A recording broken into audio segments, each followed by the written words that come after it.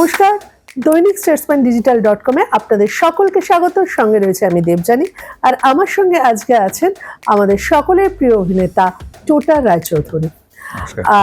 টোটাদা, তোমাকে প্রথমেই জানাই আমাদের স্টেটসম্যান পরিবারের তরফ থেকে স্বাগত। ধন্যবাদ। টোটাদা, তোমার তো ছোট পর্দা, বড় পর্দা, মেজো পর্দা সব পর্দায় আর কি সমান যাতায়াত রয়েছে। একটা মানে এক একটা সময় এক একটা চরিত্র। আমি বলছি না যে খুব বেশি চরিত্র, কিন্তু যে যে চরিত্রগুলো আসে সেগুলো মানুষকে চর্চা করতে হয়, সেগুলো অনেক দিন পর্যন্ত করে তার রেস থেকে যায়। তো সেই অনুযায়ী এই পুলিশের চরিত্র তুমি আগেও করেছো, আবারও একটা পুলিশ রূপে আমরা তোমাকে পাবো, এবং গল্পের কনসেপ্টটা খুব সুন্দর আর কি, যেভাবে গল্পের কনসেপ্টটা দারুণ ভালো। এটা তোমার করার মূল কারণটা কি ছিল? কারণটা হচ্ছে, কারণ যেহেতু তুমি খুব চুজি, তাই তোমার কাছে এটা জানতে চাইছি। কারণটা একটাই যে এটা আদ্যপান্ত মেইন স্ট্রিম কমার্শিয়াল ছবি। এই জনারটা আমি বহু বছর হলো করিনি। আমি এটা করতে চাইছিলাম যে কারণ মেইন স্ট্রিম কমার্শিয়াল ছবি করার জন্য না এক ধরনের স্কিল লাগে, সেটা মাঝে মাঝে ঝালিয়ে না নিলে কিন্তু স্কিলটা আস্তে আস্তে কমে যায়। আমার খালি হাতটা মনে হয় হাতটা অনেকটা ভোঁতা হয়ে যায়। আমার নিজের মনে হচ্ছিল যে আমার কি আছে আর কমার্শিয়াল ছবি করার জন্য এক ধরনের বডি ল্যাঙ্গুয়েজ লাগে, এক ধরনের ডান্সিং স্কিল লাগে, অ্যাকশন স্কিল লাগে, ডায়লগ ডেলিভারি বদলে যায়, বডি ল্যাঙ্গুয়েজ বদলে যায়। আর আমার প্রথম প্রেম কমার্শিয়াল ছবি, শুরু করেছিলাম কমার্শিয়াল ছবি। এই কারণে ভাবছিলাম যে এই জাতীয় ছবি আবার কবে করার সুযোগ পাবো।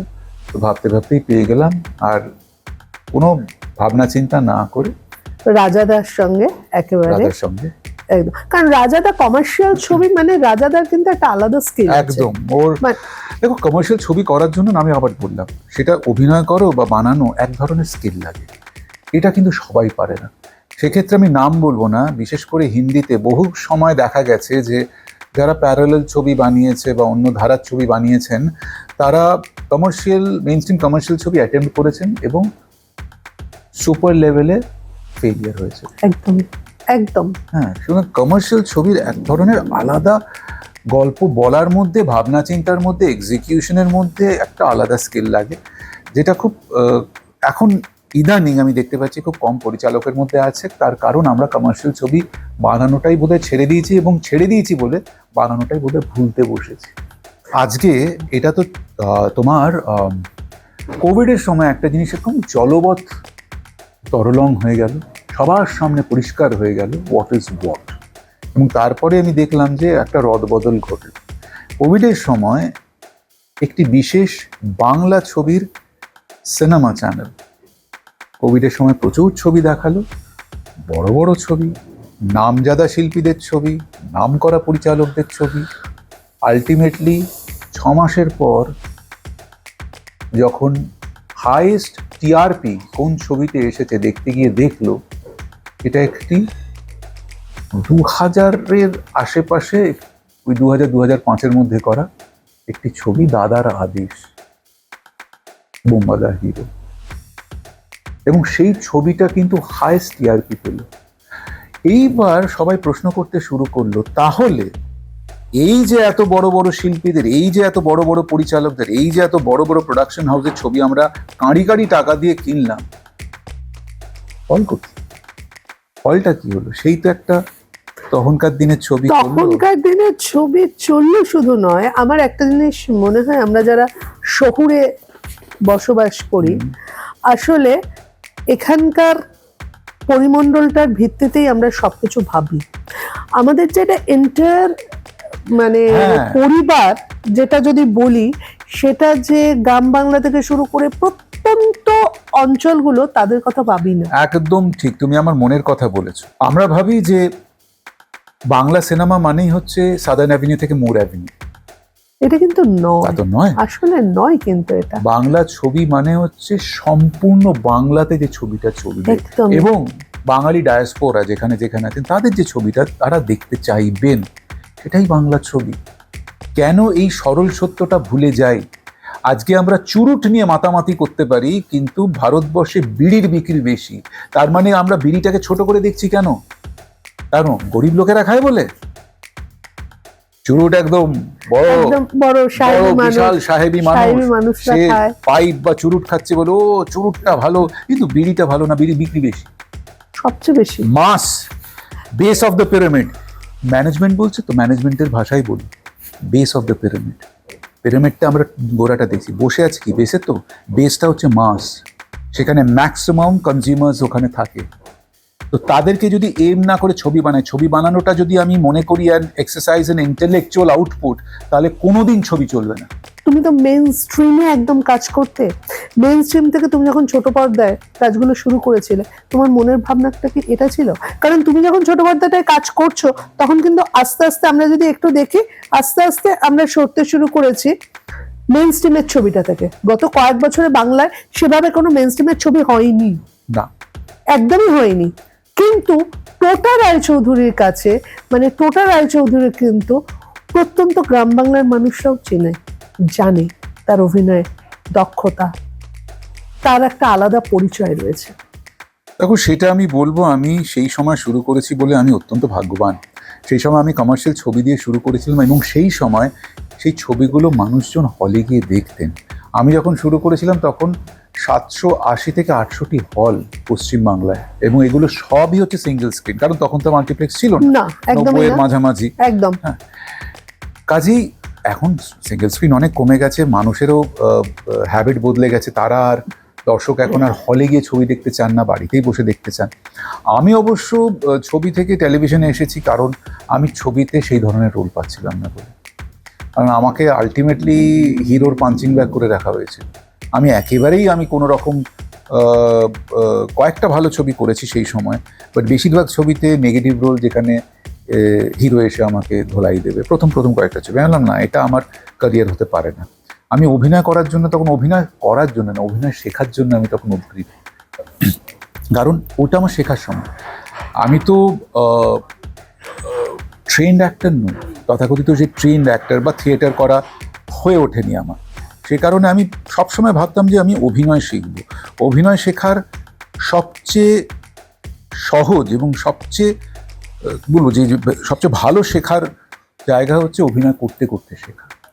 তো সেইটা আমি, ছোট পর্দা আমাকে কিন্তু সেই অভিনেতা টোটাকে এনেছিল সেই সময় সামনে। এমনকি এই আজ ঋতুপর্ণ ঘোষ যে পরবর্তীকালে আমাকে শুভ মহরত এবং তারপরে চোখের বালিতে আমাকে সুযোগ দেন, সেটা কিন্তু ছোট পর্দায় কাজ দেখে। সৌমিত্রবাবু একবার ইন্টারভিউতে বলেছিলেন, আমি বলছিলাম আপনার সবচেয়ে তৃপ্তি বা সেই মুহূর্তটা কোন সময়টা? বললো যখন ক্যামেরাটা অন হয়, আমি তখন সমস্ত কিছু ভুলে যাই। আমি সৌমিত্র চট্টোপাধ্যায় আমি নই, আমি তখন সেটা হয়ে ওঠার চেষ্টা করি। আর ক্যামেরাটা যদি মানে অফ হয়ে গেল, আমার ওই সত্তাটা থেকে বেরিয়ে এসে, মানে ওই যে সত্তা থেকে আমি নিজেকে বার করে নিলাম না, ওই যে ক্যামেরা চলছে যতক্ষণ, আমার ভীষণ তৃপ্তি, আমি ভীষণ ভালো থাকি মুহূর্তগুলোতে। জাত শিল্পী না, এই কথা উনিই বলতে পারেন। এবং ওনার সঙ্গে কাজ করার সুবাদে দেখেছিলাম switch on switch off, action switch on, cut switch off. এটা যে কত বড় একটি গুণ। এবং ওনার মতন শিল্পীও কিন্তু দীর্ঘদিন আমাদের টেলিভিশনের পর্দায় নানা রকম চরিত্রে আমরা ওনাকেও পেয়েছি। আমি ওনাকে দেখে শিখেছি, কোনো কাজ উনি ছোট ভাবতেন না, কোনো কাজ। আমাকে একটা গল্প বলেছিলেন, এটা সারা বাংলার যারা একটু সিরিয়াস, যারা ছবি সম্বন্ধে খোঁজ খবর রাখেন, তারাই নিশ্চয়ই ঘটনাটা পড়েছেন, যে কোনো একটি ছবিতে উনি ব্যাক টু ক্যামেরা ছিলেন, সামনে যে শিল্পী ছিলেন তার শট হচ্ছিল, ওনার সাজেশন, কিন্তু উনি হাসছিলেন সেই সময়। সেটা সত্যজিৎ রায় ওই ছবিটি দেখতে গেছিলেন, কারণ ছবিটির প্রযোজক সত্যজিৎ রায়ের ছবিরও প্রযোজক ছিলেন বোধ হয়, যেটুকুনি আমি জানি। উনি সৌমিত্রবাবুকে বাড়ি ফিরে এসে ফোন করে না ডেকে পাঠিয়ে জিজ্ঞেস করেন, তুমি হাসছিলে কেন ওই শটে? তখন উনি বলেন যে দাদা, এই ধরনের ছবি আমরা সব ছবি তো দেখুন আপনার মতো পরিচালক পাই না, অনেক ছবি আমাকে পেটের জন্য করতে হয়। বলে হ্যাঁ, পয়সা নিচ্ছ তো, তাহলে কাজটা মন দিয়ে করবে না কেন? আর যদি কাজটা মনে হয় হাসি ঠাট্টা করে করতে হয়, তাহলে করো না।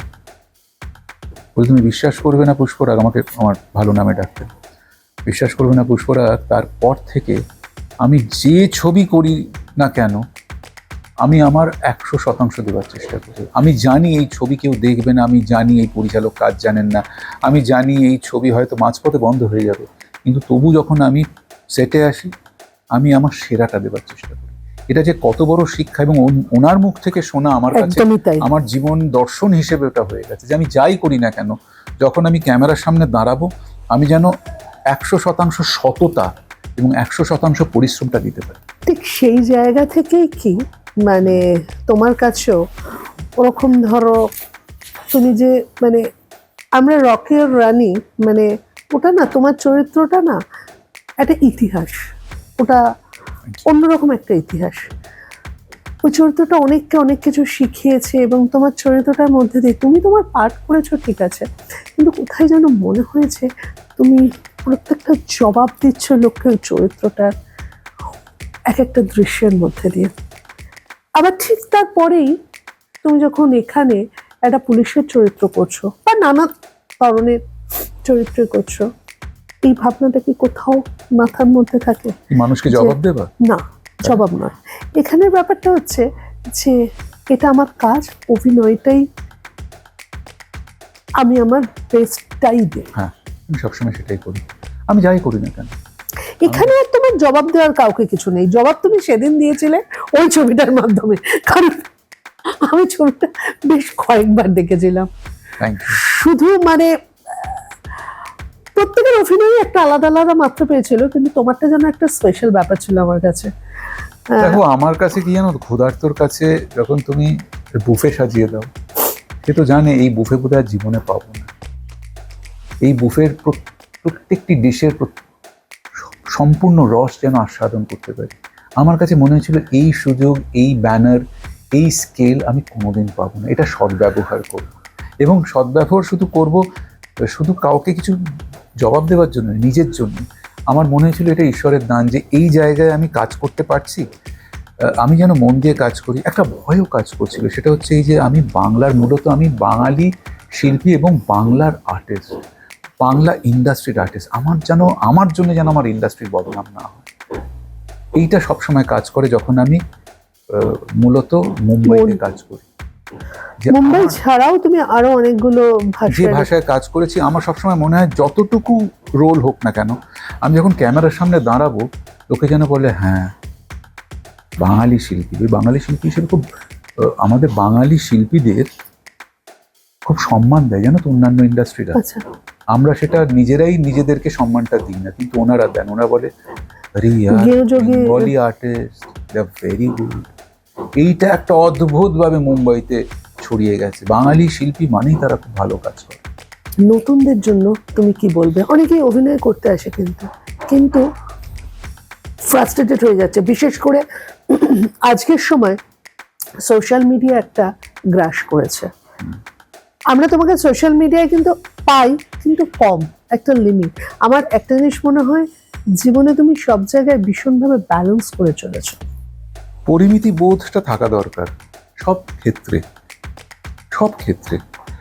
আর যারা, আমি দেখুন সত্যি কথা বলতে কি, আমি উপদেশ দেওয়ার বা অ্যাডভাইস দেওয়ার কেউ নই, আমি তেমন কিছু করতে পারিনি, কিন্তু আমার এই 30 বছর অ্যাজ আ প্রফেশনাল অ্যাক্টর যেটা শিখেছি বা যে উপলব্ধি করেছি সেটা বলতে পারি, যে যারা নতুন শিল্পী বা শিল্পী হিসেবে যারা এটাকে পেশা হিসেবে নেবেন, যেটা দেবযানী বললো,